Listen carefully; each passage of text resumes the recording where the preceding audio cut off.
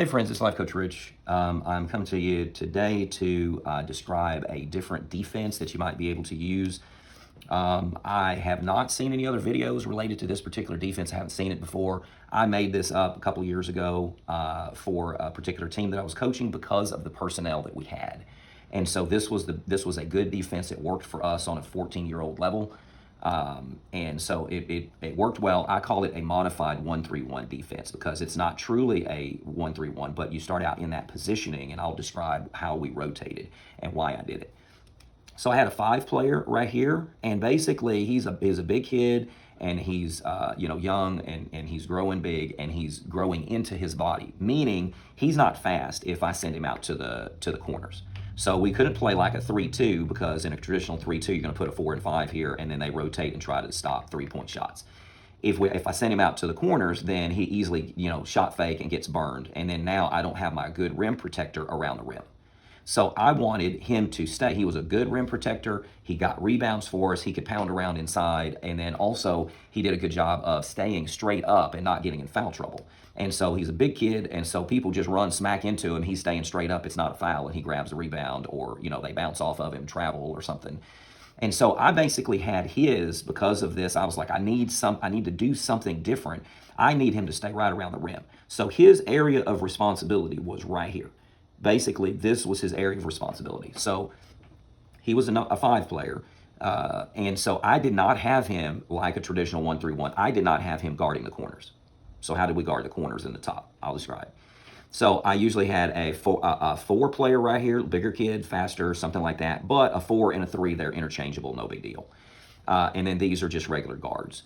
So I would have this guy hassle somebody, that was dribbling the ball. His job was make him pick left or right side of the court. That was his job. We'll just kind of have somebody, we'll have a 4 out, sort of 1 in. They would usually space it somewhat like this.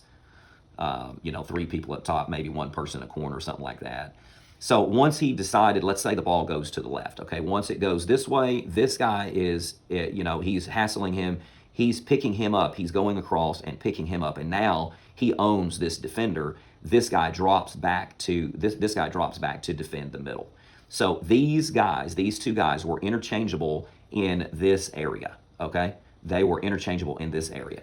These 2 wing guys were always responsible for the corner and taking away corner threes, okay?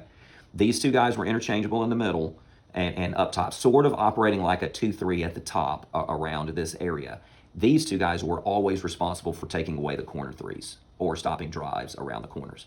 Another thing that we did not allow is we did not allow baseline drives. I want to funnel everything towards the middle where I had my big guy being between the ball and the rim. And so they're going to funnel that guy into a double team or trap or something because they're going to run smack into my big guy and get blocked. So no baseline drives.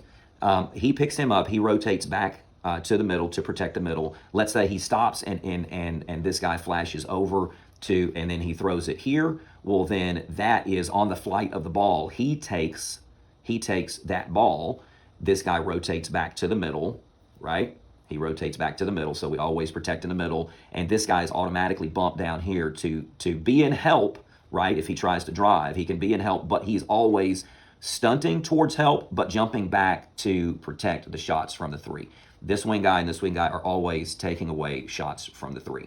Like I said, this was a 14U team, and so we had shooters that could shoot threes and make them consistently from the wings or corners, and so we're not going to allow them to just stand there and get it here and then throw it there and get a wide open 3. Okay, so let's say that it was a 4 out, 1 in. When the ball goes, okay. Remember, these guys are always responsible on ball side to take away the corner threes. Okay, so let's say the ball starts going this way. This guy's going to come up and take it, and he bumps right here. This opposite wing will rotate down. As the ball gets further down, he's going to rotate down and then be on the weak side as a rebounder so that you do not allow this person to come in and camp right there and get rebounds on the weak side.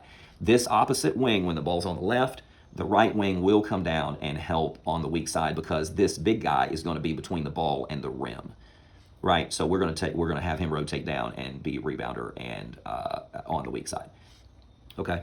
And then so if the ball obviously goes to the right, then this guy will rotate down and then take away take away the rebounding and stuff, or somebody diving towards the basket on the weak side. Okay, so that is something else. That's how we played it. That is a rotation that happens. And I'm sorry, I forgot to say that earlier. That's the normal rotation. These always take away corner threes, but when the ball's on the right, the opposite comes down. When the ball's on the left, the opposite wing comes down and is helping on the weak side, rebounding, and then also, not allowing passes on the weak side, that kind of stuff. We never really faced a true 5-out positioning. Sometimes people tried to do it, but in a 5-out positioning, you can take advantage of this in the 5-out positioning, but you better shoot really good from 3 because you're not going to. Then you don't have any rebounders in. So most of the time we would face a 4-out, 1-in kind of thing. If there was a situation that we had it on this side, so let's do a true 5-out positioning. So we're here. Take that out. I've got my guy here, so let's just do a 5-out positioning like this. So these guys are discouraging you can't just come here and immediately cross half court and then throw it from here to there. So we're in a sort of, these wings are kind of in a half denial. They're one step away so that they're not really open. This pass is not really open, okay? So you couldn't just straight pass it here, or you couldn't straight just pass it there, because that's a long pass, and you're also being pressured, but we're putting good ball pressure up here. So it's not like you're just going to all of a sudden just stand there and then look at where you want to pass it here, and just make that pass like it's no problem. You're going to have to do like a lob pass or something like that, and then on the flight of the ball, that allows this guy to go ahead and bump down there, and by the time the ball gets there, he's either, or, you can't allow it here. He's in half denial here, but then he's watching the eyes of this person, and if he's trying to throw it there, then he's on the flight of the ball. He's either trying to intercept that, or he's there as soon as you get that ball, and then this guy or this guy, usually this guy is going to rotate over and take away this one more pass, okay? So you can't try to throw it here and then one more pass and then get a wide open 3. So he's responsible to pop out. This guy comes back, and then we always see we have 4 guys on this side of the court. What are we doing? We're leaving the other side of the court open the furthest passes away. Okay, this is a very difficult pass right here because you never usually want to pass that pass because you're passing across traffic, and then you're going to get that tipped and then transition layup if you're trying to throw it there from the corner out to the opposite wing. That's a dangerous pass. Usually, if you want to get it to this side, you're going to have to come back up here and then swing it. So that's the way that we would play a true 5-out positioning. If they get it right here and then they immediately try to swing it this side or something, well, that's fine. This guy's gonna come across and then he's automatically bumped to the corner on the flight of the ball. So if we try to throw it back here, well, then remember this guy is rotating back here to the middle, so to take away a drive. But we still have our big guy, our big rim protector right here. So we weren't so worried about some straight drive in because we always had somebody in the middle. And then if he tries to throw it here, then again, he pops out, and then we're always covering the corner and the wings. So it worked really well for us. It was pretty good. We went all the way to 5th in nationals in the nation in our homeschool championship week-long tournament in Missouri. We went all the way to 5th in nationals with this defense, and this is the defense that we played most of the time. Half the time, the teams have never seen this before in how we're rotating, and this guy is not coming out to the wings.